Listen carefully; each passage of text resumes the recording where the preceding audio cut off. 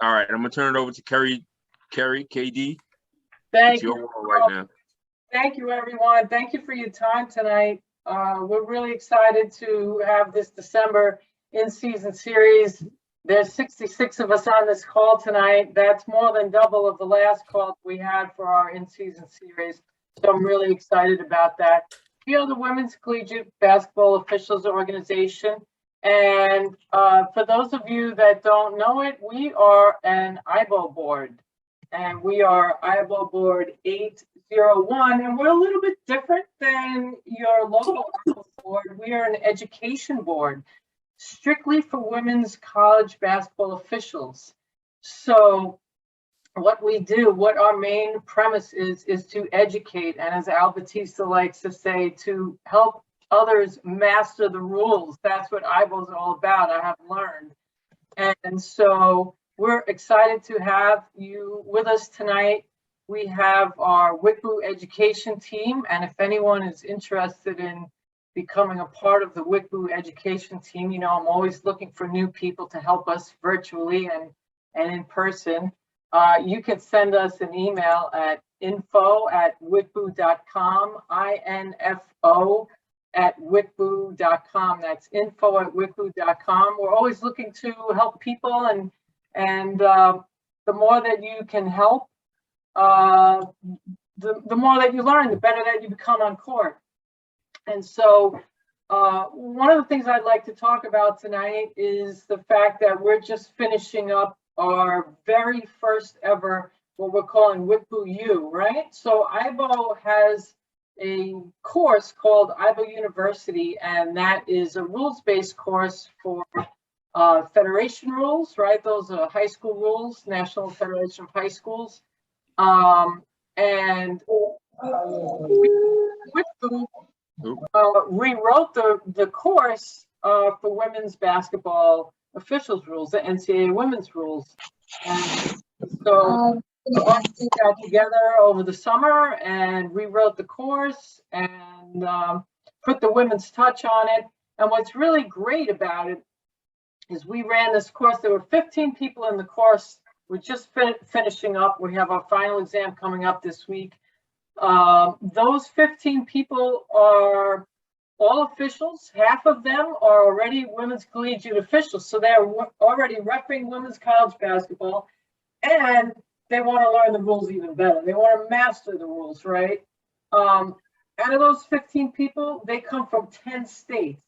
So your local IBO class, right? You used to get together in a classroom at a local school or a community center, and you'd all sit in the same room. You'd have to, you know, leave the house or race there after work or whatever, and, you know, go to 10 sessions and take your tests. Well, with WCBOO, you're racing to your computer or your device, and you're getting to know us virtually. I'm just going to ask, since we had Colin before, Sherry, can you give us one or two tidbits? This is Sherry Zappala. She was one of the co-instructors of WCBOO. One of the tidbits of benefits of why take WCBOO, whether you're a brand new ref or you're already a women's collegiate official. Well, one of the things that, you know, obviously is to get to know the rules better.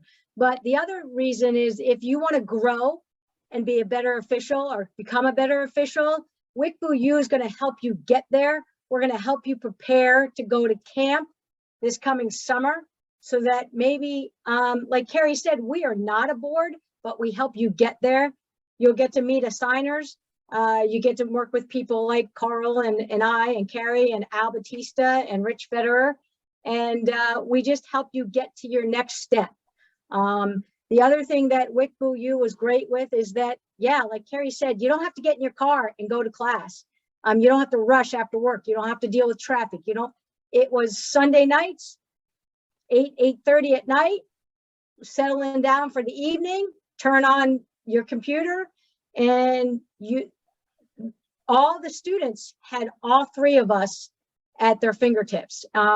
And so that was one of the great things about WCBOO, and they never had to leave their house. And I think they learned a lot.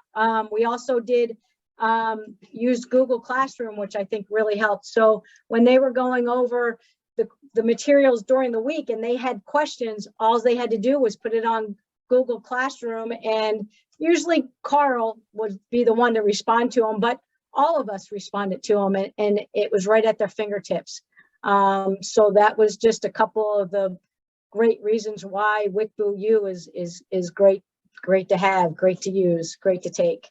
Sherry, thanks a lot for that. And just so you know, it's when I say fully remote, there are pre-recorded modules that have videos and voiceover, video rulebook basically. You get all the printed materials you need, PDFs of all the reading materials that you need, and then we ran live Zooms. And so, like Sherry said, there was a Google Classroom to ask questions and stuff. So, and we recorded everything. So, you know, if you were absent, you know, you missed the session, just go on YouTube and watch it. So, I'd like to ask Wilfried. I know you took your screen off. Wilfried, could you just unmute yourself for a minute? I know you're listening to me. Will is one of our students. Big Will. Yeah, and Will, could you just give us a little shout out what you thought about the class really quick? Yeah, I mean, like, I thought, like, with the course, I mean, like, it got just a lot of the classmates and individuals that want to grow into deep discussions about plays and challenging you to read the rule book more than you thought. I mean, you would be because every time you read the rule book, there's different thoughts and different scenarios, and it makes you just think about and understanding. And once you practice reading something, it makes you stronger and better. Thanks a lot, Will. I really, really appreciate that, and good luck on your exam. And so just one more thing before we get started. WCBOO is, like I said, we're a national education board for IABO. And for $50, if you need personal liability insurance for the season this year, the 21-22 season, just go to our website, wickley.com, and you can take care of that. We have hit 175 members so far, and I'm really excited about that. So what I'm going to do tonight is, first I'm going to ask Al Batista if he could say hi and maybe give us some thoughts. And we have Rich Fetter tonight, has some video that he's going to show. So we're going to kick it off. We're going to hand it over to Al. Al, how you doing? And thanks so much for being here tonight. Good. Thanks, Carrie. And it's just a great turnout tonight. And thanks for having me. And I just want to leave, just think about three things. First of all, when you read the rule book, do you read the rule book or do you attack the rule book?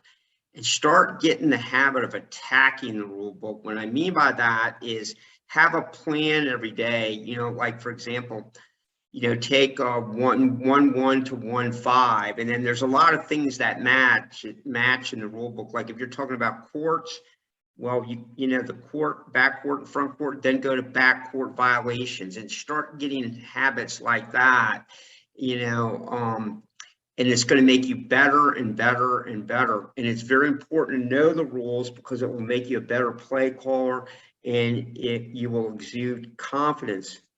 Secondly, when you're breaking down tape, just don't look at, oh, did I get that right or whatever. Again, have a plan. Like, you know, I'll give you some tape drills to do. Like one tape drill is you go watch tape, and every time there's a change of possession, find your clock. Always just find your clock. Any game you watch on television, just find your clock. Another tape drill is every time there's a catch in the game you're watching, just go feet, pivot, release of dribble. It's legal. And then go to the defense and go to the hands of the defense. That's a drill you can do. Another drill you can do, every time there's a 3-point shot in the game, see if there was a screen involved. You know, go back and you want to start sequencing those, because when there's a 3-point shot, it's usually a screen involved. So you'll go screen, line, defender, okay? And just get in those little habits. You know, start getting into habits, and I'll go over more habits as we go today, and so on. And the last thing is start working on speeding your eyes up. Now, how do you do that? Sometimes just watch tape, fast forward really fast. Fast forward. When you go out and do your games, everyone's going to look like they're in slow motion.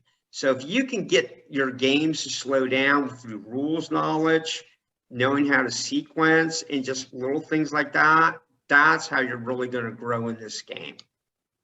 Thank you. Thanks a lot, Al. I'm sure we have questions for you. I just asked if anybody has questions, because now we have almost 80 people on here. Just put them in the chat. We'll get them answered for you. Rich is queuing up his video. All right. I know he needs a minute to get that started.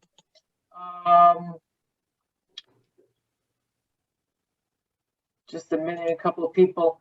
The question was, it's info@wicboo.com, and I know there's a few members on the call tonight. I really appreciate that you're sticking with us. I hope that that you're getting something out of WCBOO, and if you're, of course, if you are, or if you aren't, let me know, and we'll get it fixed up. What do you think, Rich? Are you ready to go? Yeah, I'm all set. All right, let's make it happen. All right, great. Good evening, everybody. Thanks. It's a great turnout tonight on a Sunday night. I know there's night football, night basketball Jersey at Seton Hall versus Rutgers tonight. So let me go ahead and share my screen here. So happy to take questions, and it's great. We've got some good minds on here, especially with Al here. So I'm sure he might have some feedback for me as well. But I thought I would share some plays in terms of like getting back to basics, but also some things around like crew communication and just slowing things down in the moment. So this first play I'm going to show is really around crew communication. So obviously we can break down, positioning, the play calling aspect of it, but I think this is a great play where we talk about really slowing down and involving everybody on a play here. So the play here is going to happen in the leads area. This is one of our RA LDB plays, but we have a kick out here. And I can go back here a little bit. So really where my second clip goes into play is really involving the whole crew here. Obviously the lead has a lot to digest here. So it's really involving the whole crew to understand, what do we have here? We call a block because of the RA. But as we move on, we start to line up our players here. So this is a second clip, and sorry, I may have to refresh my browser a bit. So Rich, where are you on this play? I'm in the C here. Okay. So this is right after, I might have to switch back here, but we were lining the players up for 2 shots. And my partner did a very good job involving all 3 of us in this to understand, was she really in the act of shooting, or did she pass the ball? So if we go back here,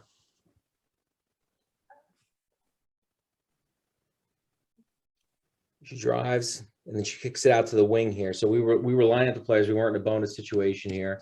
And what my partner did a really nice job of, I'm sorry, I have to refresh on this, was to come over just to really involve all of us and get the information that, we passed it out to the wing here, and that we were going to put it underneath. So really slowing down and really getting the input of everybody here. So I think this type of stuff really calms everybody down, and allows for full crew involvement on a play here. So I thought this was great, and actually led to, actually ended up having another defensive foul on the play. I think it's a state arm bar right there. So I think it really speaks to us being able to go back to basics and slowing situations down. There were actually a couple plays in this specific game here. I'll go right here. If I can remember this one here. So they don't label on my browser what they're called here, but we have that. And then we have something here afterwards. And we talked about this after the game. We had a player, White 2 is notorious for flopping and throwing her body around. And we have to make decisions a lot of times on here. So we pregame this, but this is when we talked about after the game, where should we have had a charge, and where is it there? So sorry, we the clip ends very quickly there. But actually with Alan here, not to put you on the spot, I would love to get any feedback you have on this one. Chris, can you run that through a couple yeah. times? Yep. Let me just Please. refresh. And let me just go forward here because we had a foul. Just Can you keep put running your it while cursor Al's, on? yeah. Say that again. I was gonna say, I was just gonna keep running it while Al's talking.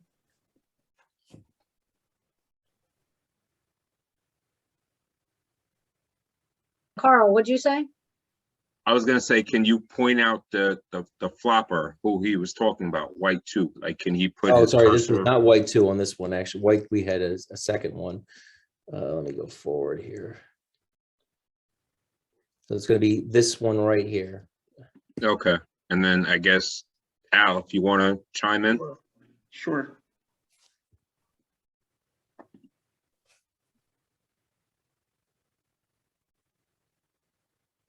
Okay, so usually floppers, right? Rich, would you agree that she sat down? Yes. Okay, you have a flop. Okay, usually this is a guideline. If you end up on your back, it usually means you took a charge. If you sit down, it's usually a flop. Also, floppers will use histrionics, like they'll pull their chins back, go and they'll sit down. The main thing, what I want everyone to start doing is, let's run it one more time back. And all officials need to start doing this is, okay, you have your,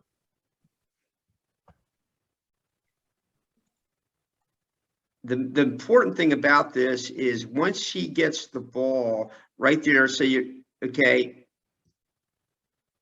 right here, go 70% defense, 30% offense. Go right to the defender. Don't go offender, defender. It's going to be too late. Okay. Do you understand everyone I'm saying? Anytime someone's dribbling the ball and they're attacking or whatever, always go 70% defense, 30% offense. When they catch, go 70% offense, 30% defense, because you got to sequence feet, pivot, release. Hey, Al, can you just explain that a little more when you're saying the 70%, 30%? Yeah, when on the dribble, take your eyes to the defense. It's just the numbers. I'm gonna go take my eyes to the defense. So right when she catches it, I'm gonna take my eyes to the offense, because it's got to be feet, pivot, release. Okay, and I'm watching the defense. Now when I'm gonna get right here. She's gonna put the dribble down. Center is got to go right to the defense.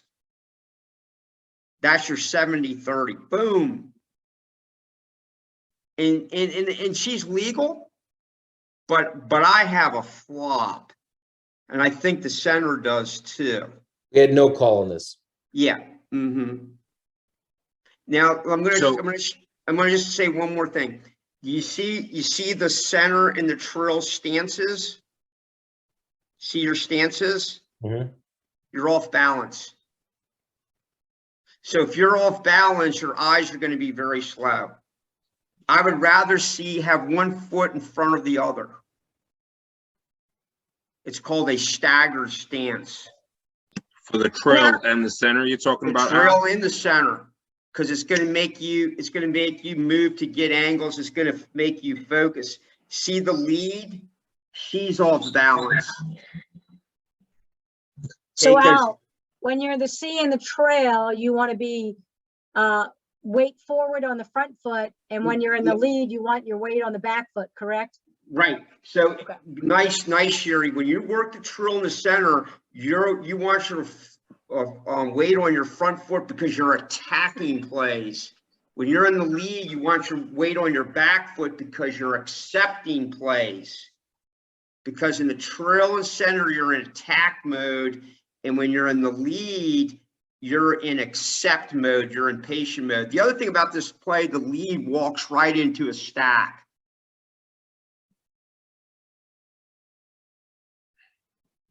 She was good right there. And she just walks right into a stack. So Al, you're fine with the no call on this play? Yeah, I'm fine with the no call. I think it's a good no. It's a good no call because, you know, I just think she just sits down. She is legal. She is in a legal guarding position, but I don't think, I think she sits. See, she sits. And knowing, as Rich said, she's a known flopper. Right. So going into the game knowing that. And I trust the centers of judgment in Rich because they probably had these teams before and ever, and so on. You know, the main thing that I'm looking at more is where are you looking and how's your balance and so on. You know, because the main thing when we're watching these tapes, we just don't want to validate calls. We want to really look at our positioning and stuff like that. Yeah. Al, we have a question in the chat from Jenny. Right. Wouldn't you say it's hard for the C to see how much contact there actually was, because on my screen it looks like the C is looking at the defender's back? Does that make sense? Yeah, I see that, but so here's the play now. We're gonna run it again. So you're in the center, right? It's going to be a mini curl play. So, okay. And here she comes. Get right to the defender right now.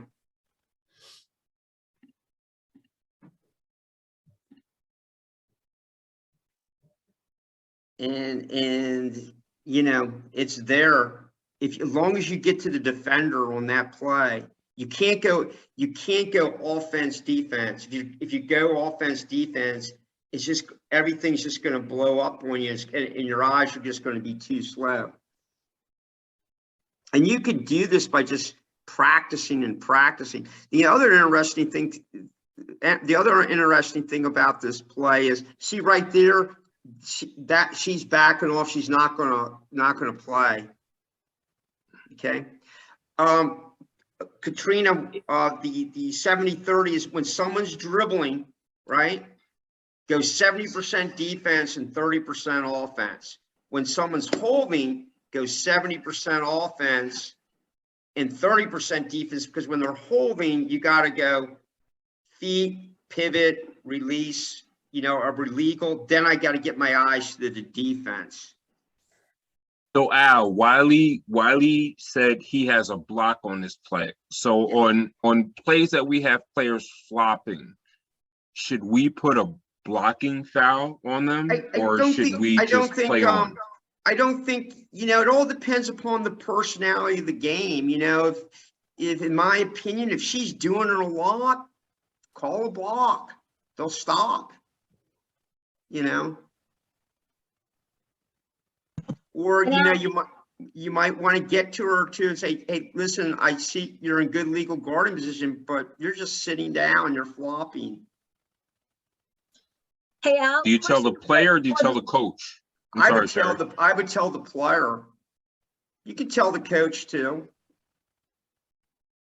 Hey, Al, on this play on the center, could the center position adjust a little bit? And if yes, would they move down or would they move up? I would move. I take a step up. Okay. Okay. But so towards the division line. Yeah, just a step. But the problem is she can't position adjust because she's in the incorrect stance. Her position adjust is going to be a shuffle instead of right back to left. I mean, some of this is very advanced, but if you could start learning this, your game's going to go off the charts.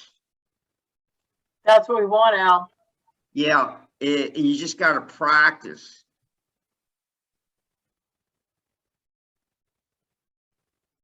Rich, that was a great play. You got anything else? Yeah. So Rich, can we go back to the first play? Because the first play is really good. Yeah, absolutely. And the funny thing is, Al, if we look at time and score here, we're four minutes into the game, Yeah, and this right. is what we've got Right. right off the bat.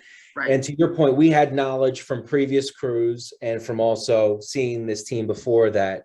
Iona, you have to make a decision on plays to the basket and defenders getting in the way. The other thing too is, let's talk about psychology of officiating. Okay. Let's go to Rich. I'm not picking on you, Rich. No. Rich is poised, right, on this play. And I can tell his ear is in his stomach. Okay. His ear's in his stomach. Well, I mean by that, if the ear is in his face or neck, now you're going to start jumping at calls and missing calls. Okay. I don't know who the center is, but the same thing, nice and poised. Okay. The lead, look at the arms. They're really kind of stiff. So the ear is in the face. So just a simple thing. If you just go back on your back foot, guess what? You're going to calm down. And we never talk about the psychology of officiating, but like FIBA really does a great job with that. Does everyone see that the lead is, would you agree, a little stiff? She's even with, or I'm not sure if it's a he or she, but it looks like they're even with their feet. Yeah, Is that what I you're know saying? that, but look at their arms. They're kind of stiff, Right. right? So Right. their ear is up in their. See, that's better now. But see, these are little things that you could start really looking at, because we all know what a block charge is and a travel is and this. But see, like right now, straight line, she can't help on that play because it's a lane play, right? And basically all three officials should be involved in the lane play, because if let's say it's a charge and no one gets it, then she might have to come and get that because it's a strike right down the middle. Does that make sense? Absolutely. Okay. Al, isn't that a little high? Isn't Isn't that a little high for the lead to reach I'm out just saying, there? if it's a strike right down the middle, what I mean by strike, let's say it's an obvious charge. Obvious. Okay. And this is what I want everyone to remember. When do you go out of your primary? You go out of your primaries, they have to be strikes right down the middle. So if it's an obvious charge and she doesn't make it and Rich doesn't make it as the lead, it's a strike. Not on the corners, Mark. Not on the corners. It's a strike. The whole house knows it's a charge.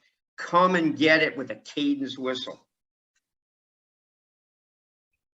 Okay. Can you talk about the cadence whistle, Al?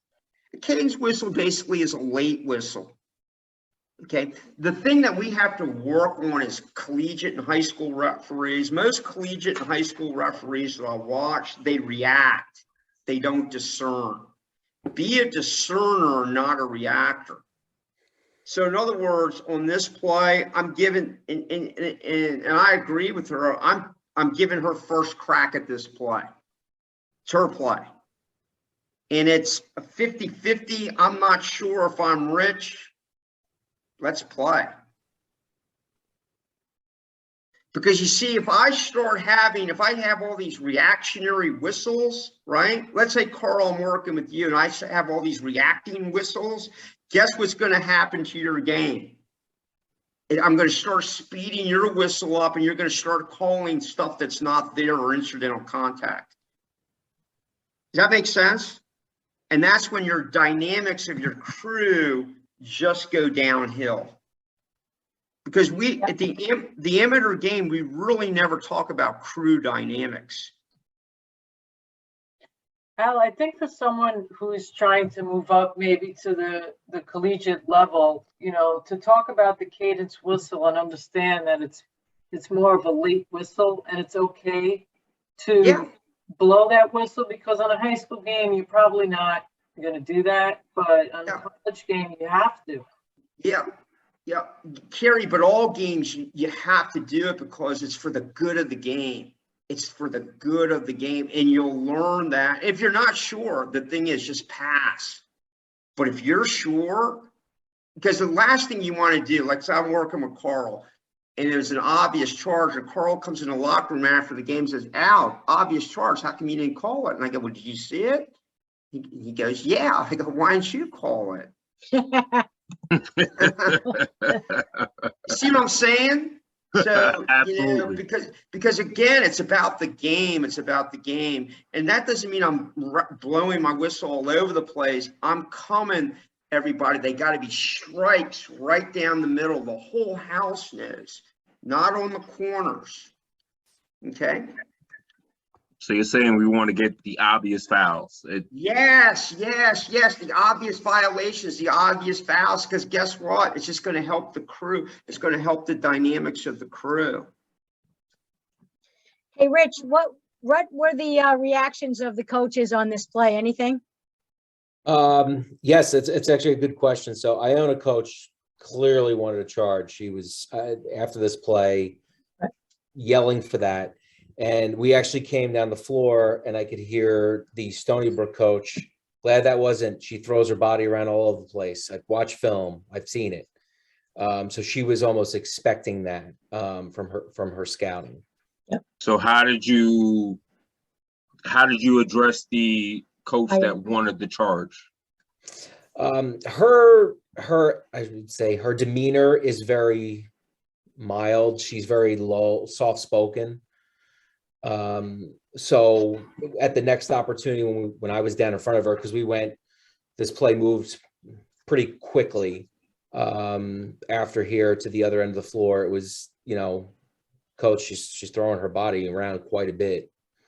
And we've heard about this, and she's like, I know. She's actually very, very easy to talk to. It was an easy situation, whereas there's other coaches where it's the opposite, where they go from 0 to 100 immediately, where she's just, looking at it from her perspective. And, when you're looking at it from a sideline like that, and you see your player go 20 feet flying, you think it's a charge. But that is how they're clearly coached. Can we talk about that? What if you had that coach that goes from 0 to 100? How would you handle this play? And I don't know if Rich wants to take it, or Al, or Sherry. Yeah, I can give you my opinion on this. It's trying to be as calm as we can to explain what we saw, and also say I think it's also important to respect their opinion of the play. But at a certain point, if they raise the level where their behavior is egregious, we need to address that. We're not going to sit here and have a debate over the call. I respect your opinion, you respect mine, let's move on. But if you're going to continue to talk about it, then we use our tools in our toolbox, whether it's a warning or if it raises the level of technical foul, we address it, because we cannot allow a coach to continue a game like that, especially we have coaches on opposite ends of the floor that are opposite in terms of behavior. One could be very quiet, sits on the bench for 40 minutes, doesn't say a word, and you have one that wants to question every call. So I think it's important to understand the differences in behaviors of coaches as well, but also in individual situations to nip it in the butt immediately if it raises to the level where there's disrespect. So it's almost agree to disagree. Yes. If we agree to disagree and we can move on from that, there's mutual respect there. But if there's going to be to the point where they want to continue to talk about it 2 and 3 plays later, we need to take care of that. Okay. The other thing too that's very important is when you talk to coaches, you have to use rule book terminology. Right. No rule book, it's got to be the correct terminology that's in that rule book. And that's going to you're going to gain so much respect from that, because they might disagree with you, but they're going to say, oh, Rich, I disagree with it, but Rich knows his product. Rich knows what he's talking about. Well, Al, that was going to be my follow-up question with Rich, just to clarify. Is that the verbiage you gave him that, the defense has been throwing the body, body round, you know, and No, I again, mean, that was kind of, Patty, it's a good point. It's well, kind you of off having the a cuff, I relationship think. with the coaches and seeing them before them knowing you, there's things, you know, it's obvious, you know, not like, you know, it's just the way of the world that what you can say based on your prior relationships with them is different than someone brand new that might be able to. Yeah, that's fair. I think there's part of that, but there's, to what Al's saying is we can't get hurt by using language that's in the rule Right. book.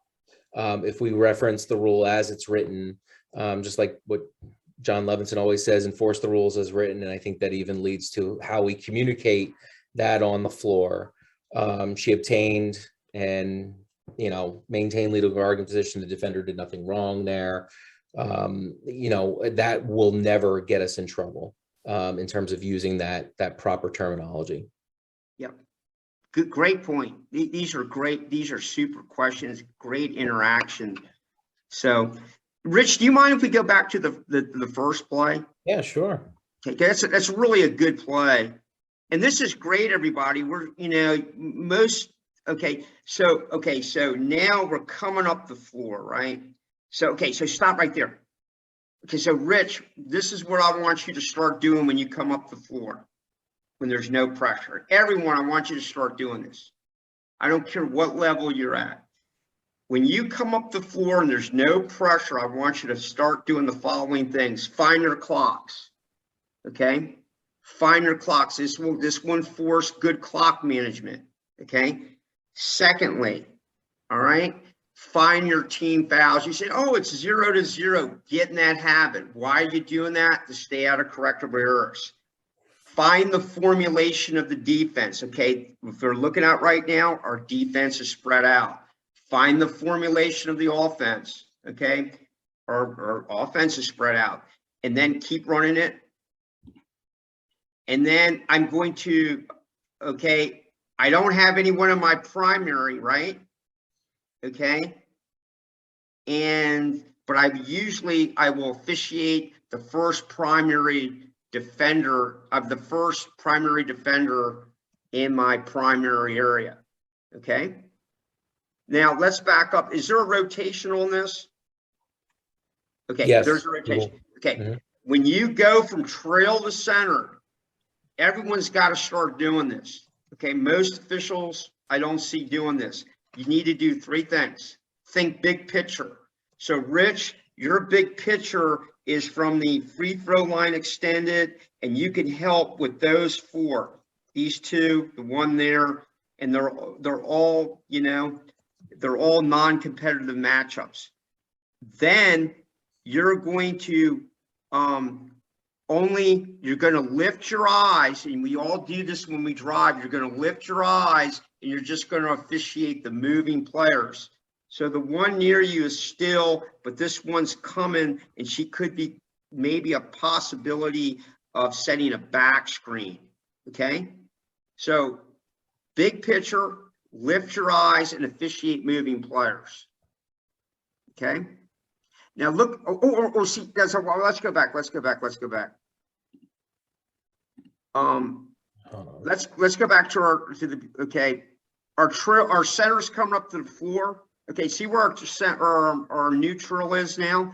She's in great position, super position. And watch what she does.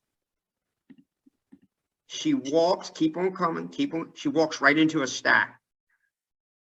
She walks right into a straight line. If you have a great open angle, okay, and guess what? We all do this, but this is how you gotta be. You gotta be your own worst critic and not your own worst enemy. So she's refereeing right now, offense, defense. She has no angle. So if that player decides to go up with a quick three, good luck. So Al, are you saying that the trail then can walk a little further into the floor to get that better angle? Yeah, well, Carrie, she had a great angle and she left it. And she walked into a straight line. See what I'm saying? See, right when she starts, she's got a great angle. Just stay there. You got a great angle. Super angle.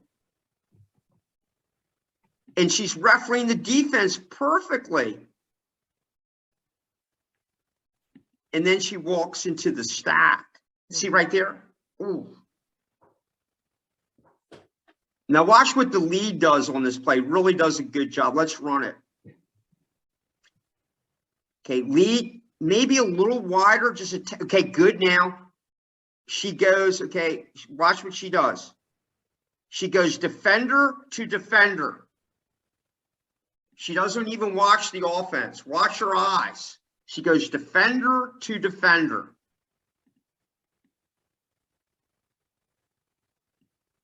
So once defender, now here they come, and it's a tough one because there's two of them to defender.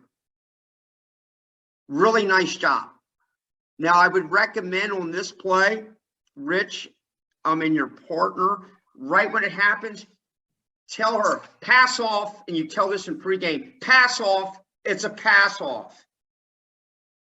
Because if you go to the table and you go, blue 14, block on the pass off, and I think you got to be explicit, just my opinion, everyone's going to go, wow, that official really knows what they're doing. But if you have to come back and say, oh, did we, and you got it right, I understand that. Would you understand what I'm saying? Everyone go, wow. But if I say, because it's an obvious pass off, and you discuss it in pregame, just say, hey, if there's drives to the basket and someone passes off, verbally let me know. Pass off, pass off. Okay. Pass off. Great point. Great block call. Good job with the RA. Now, okay. And great dead ball officiating. Super. And because dead ball officiating has become a lost art, it makes sure we just keep, Rich, and just keep your eyes on all the players. Both defenders were in the RA in that particular play, so. Yep. Yep. But the lead does a great job, Sherry, of going defender to defender. Yep. Really good job. And again, her weight's on her back foot, so important on this play. Yep. And on this play, if you're the drill and center, you got to be in help mode, because let's say I'm the lead, Sherry, and I come out and go charge. You got to come and tell me or Rich saying, hey, they're in the RA. Here's her shooter, and it's a pass off. You got to give all that information. Yeah. There's a shooter if they're in the bonus, and pass off. Right. And that can be practiced, by the way, everybody. You don't have to talk about it. You can actually go out and do this play and say, okay, we're going to have this play, and I call charge, and you come and correct it. Al, could you talk a little bit more to dead ball officiating? When the ball's dead, just remember, you got to be alive. Okay, you got to be alive. Okay, today I have a basketball academy in Ward 12, and one drill I give them to do every time they blow their whistle. Every time they blow their whistle, I put up playing cards, and they have to pick up the playing cards because it creates dead ball officiating. Okay. Every time they blow their whistle, they gotta find a play. You can do all types of things, but when you switch, don't have your eyes, looking at the floor. Look at all the players, especially right there. They're all there. That's when trouble can happen, because it could be that one time, you say, well, it hasn't happened to me for 100 games. Then at 101st game, it happens. And it's just habits. I want to have good habits. I never want to turn my back. Okay. D'Angelo? So that's just very, very important. And dead ball officiating at all levels is a lost art. I see so many officials at all levels, when they call travel, they turn their back. At any level, that is not the mechanic. So when you call a travel or a double dribble or an out of bounds, or you're switching, you got to keep your eyes on all the players. Or award a 3-point shot and you turn towards the table. What's that? or when people award, when like say the Trails, awarding a 3-point shot, it's marked and then they put their arm up to let them know that it was good. They tend to turn away from the, you see them turn. Exactly. That's another play that they do that commonly on. You go from trill to lead, you got to look over your shoulder and you got to practice that, and you got to practice it and practice it and practice it. We got to pause, right, Al? We got to pause. When we call a foul, we got to pause. Yep. Real quick on that last play, Wiley had a question. When the lead, right before the lead, could the lead have taken a step towards that B gap, the A, B, to get a better angle? I thought she had a really nice angle on the play. I thought she was nice and wide, because see when you get wide like Rich, she can did, you run it back? Yeah, sure. when you get wide like she did, like she gets, here it comes, she's right there, maybe a little bit. See, she's a nice, maybe to the H a little bit, but she's nice. If she gets a little bit, keeps on coming and closes down, she's going to have a tough time making that call, and she can't referee defender to defender. So Al, can I ask a question? What's Sure. the difference between this play and the other play? Like, why is this play illegal and the other play not illegal? Well, I think, just my opinion, this play here, they're both in the RA, so it's an RA block. And I don't, and in this play here, okay, here we go. She ends up on her back. Where the other one. But you don't think in the other play, look, I understand what, like Rich was saying, the player is a flopper. You don't think the other play, the player ended up on her back? No, I thought she sat down. Okay. Hey, Okay. hey, Al. But the key is, I'm not really worried about the calls, because we can sit here all day and disagree and agree. I'm worried about positioning and what we're looking at, and are we sequencing? That's what I'm really worried about. I think Wesley Carter had a question. Go ahead, Wesley. Yes. Carl, to your point, from both of these plays, this is what I'm seeing. On this play, the offensive player is going through. Mm-hmm. And on the other play, the offensive player, you see this player, the offensive player here and go this way, and the defender falls. Yep. Nice job, Wesley. Those are the two difference, and that's the difference in those plays. And just to point out, to go back to what I would probably say to that coach, the offensive player did not displace the defender flop. Mm-hmm. Very nice, Wesley. Very nice. So what Wesley said is another great guideline you can use for all basketball. To and through is a charge or a block. It could, in this case, because it's an RA, but to and through. It's just a good little guideline. That's all. But Wesley, beautiful, excellent. That's excellent. Good job, Wesley. I'm just trying to shake things up, Al. That's all. Now, Wesley, where do I know you from? Been around a while, Al, and through camps and everywhere, man. Okay. Great, very nice, very well done. And those plays, they stand out very big. Mm-hmm. So if you all those plays, if you observe those when we're breaking down film, if you see that offensive player go through, those are the easy ones. But if you see a player go and you see them going to the basket a lot, boom, boom, and the players are going straight up. Right. Those type of plays, right. It stands out. But if you see this and this, and where you from, Wesley? Right. Magnolia, North Carolina. All right. I'm down here in Carolina, back towards Wilmington, North Carolina. Sir? What level of basketball are you doing right now? I do D1 all the way down to high school. Awesome. Yes, sir. And the other thing too is, everybody, is for our newer officials, you got to go out and make mistakes. And that's how you're going to learn. But That's how we learn. if you're afraid to blow your whistle and referee safe, you're never going to get better at this craft. You just go out and you learn and so on. And that's how you get good at this craft. Al, I think I learned from you when I first started. We learned by getting things wrong. Right. Because this is a get better business and there's no finish line. Scott Foster always says this is a get better business and there's no finish line. So, you know, and you just keep working at it and you keep working at it.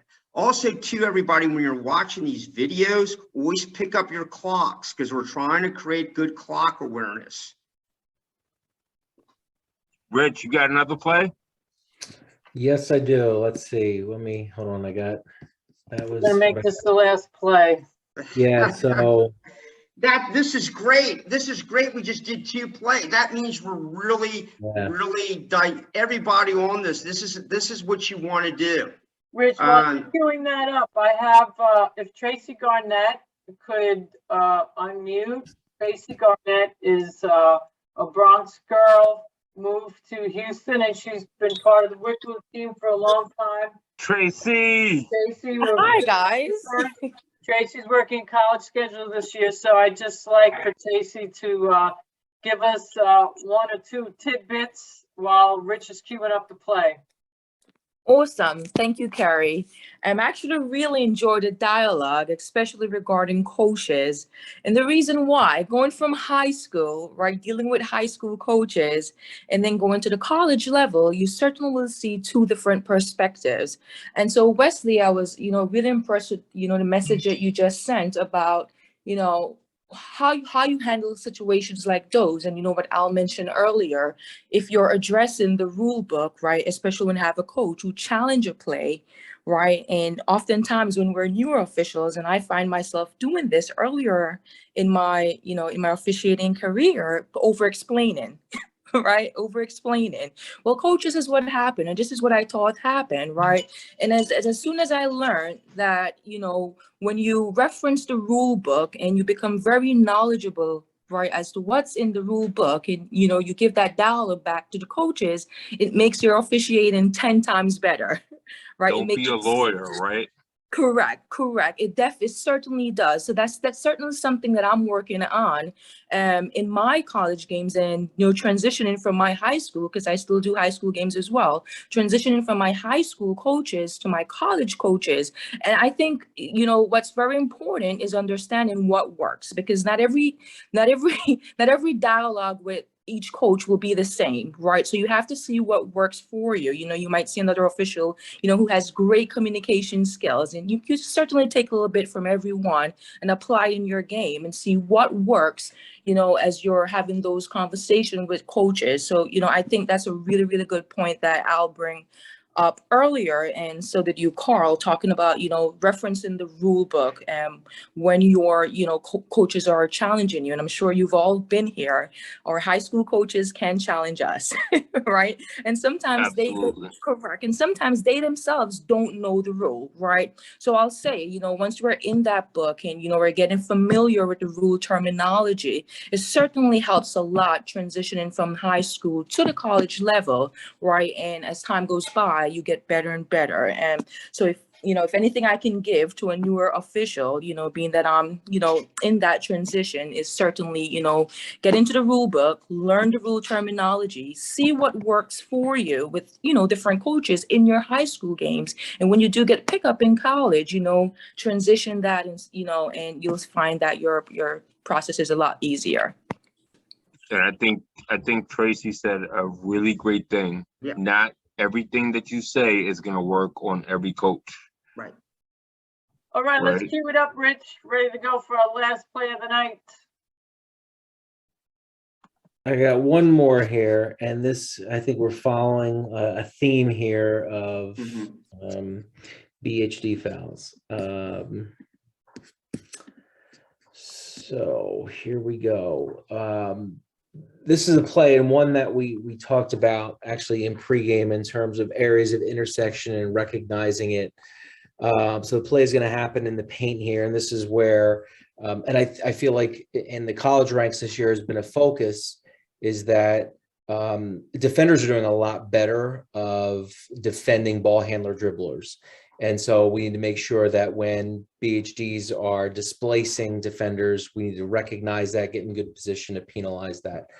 So this play is going to happen right in the middle of the paint here. And this was just a play I felt we had really nice coverage in terms of the call. Rich, let it run through. Let it run and then slow it down. There's the run through, and then I'll cue this up for a slowdown. That's where we had it. The one criticism I'd give myself here is just slowing down and recognizing that I may have a whistle with my center official here because of where the ball's going. So to not blow and punch so quickly here. But Can I ask you a question, Rich? Yeah. With the angle of the C, who has more of a, I think, a clearer picture, and you came out, how did you see that push? Towards Rich. Rich, where are you at? Are you in the lead position? I'm in the lead, yes. I mean, I'm sure, I'm trying to imagine that you're seeing a body coming back at you. What'd you see? Well, I know the player in red right on the end line there is very close to me. I was a little step behind her, so this is the angle I saw right here. So just playing that, knowing that this is my area of responsibility to pick up as a play coming across the paint here, but also knowing that, you know, where my C is at, he's got a very, very open angle here. So in my opinion, I thought this was this is where a good opportunity to have a double whistle is. But to your point, Mark, I don't need to be so fast. We're actually both very fast here. We're already going to punch here. Right. That's what I was talking about, reacting. You know, like, you know, if we I know it's easy because we're looking at it now, but Rich, we got the call right. We're not disagreeing that, but we're trying to strive for excellence. Yeah. Who do you think, everybody, who's got the best open look on this play? C. Let's put it in chat. Hold up, Al. Don't say it. Sherry, don't say it. Oh. Put it in chat. Who do you think has the best open look on this play? Put it in chat. Let's go, guys. Come on. The C. Okay. So we agree that the C has it. So Rich, the only thing that you want to really work on is if I'm the C, Rich, and I don't have it, then now come and get it. Okay. And Rich was where? Where were you, Rich? He's in the lead. In the lead. He was in the lead. Okay. Now I want to hear from. Okay, we all agree that this is an offensive foul, right? Okay, everybody? Yes. Okay, yes. Why is this, why, Katrina, he's gonna have because the C's got the best look and it's a curl, and the C's got the best angle. But why is this an offensive foul? Who got it? But why is it an offensive foul? Why we're Hold agreeing on it's now. an Hold offensive on. foul. But why is it an offensive foul? The dribbler displaced the defender. Okay, this is why it's an offensive foul. Here's the guideline. You see my elbow? If my elbow breaks my wrist and the defender gets off balance, That's what I wanted. that's an offensive foul. Yes. If my elbow breaks my wrist, I don't tell a coach this, but just to help you with guidelines, my elbow breaks my wrist and the defender loses balance on any level, that's whatever you want to call it, player control foul, offensive foul. We know it's against the offense. In this case, we're doing NCAA women, so it's an offensive foul. Just a guideline, all right? Does Yeah. everyone understand that? Elbow breaks the wrist. My elbow, see my elbow? If I see how it goes past my wrist? This is a guideline. It's not true every time. And the defender is off balance and can't really recover. She's off balance and really can't recover. Then you got an offensive foul. Al, And yeah, you're thank you. right. Displacement and dislodgement. Yeah, you are correct. But just to help you, as a guideline. Sorry, Carrie. No, no worries at all. We were just trying to be aware of time, and Yeah. and I know that all of you would like Al to stay on another hour, and I'm sure he would too. But Richmond, And the football and you game, see, we just want to be yeah, and just the last thing, Carrie, Katrina mentioned something and you can use this for any basketball. It actually affected the defender's SQBR. It affected her speed, it affected her quickness, it affected her balance, it affected her rhythm. And you can use that for any basketball. Rhythm, speed, balance, and quickness, right? Speed, quickness, balance, rhythm. I was just gonna say that comment.